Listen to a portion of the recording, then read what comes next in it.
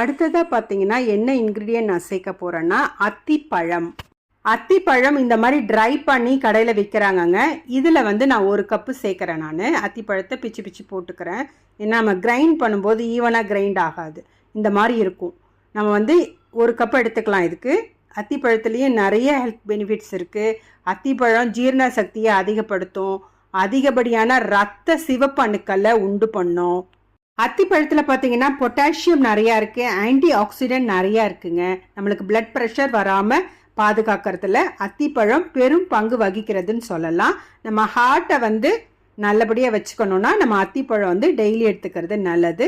முக்கியமானதுங்க, constipation மலச்சிக்கல் வராமல் நம்மளுக்கு தடுக்கணும்னா இந்த அத்திப்பழத்தை சாப்பிட்றது நல்லது. அடுத்ததாக 1 கப் அளவுக்கு டேட்ஸ் எடுத்துக்கலாங்க. டேட்ஸ் பார்த்தீங்கன்னா ஹைலி நியூட்ரிஷியஸ் ஃப்ரூட்டுன்னு சொல்லலாங்க.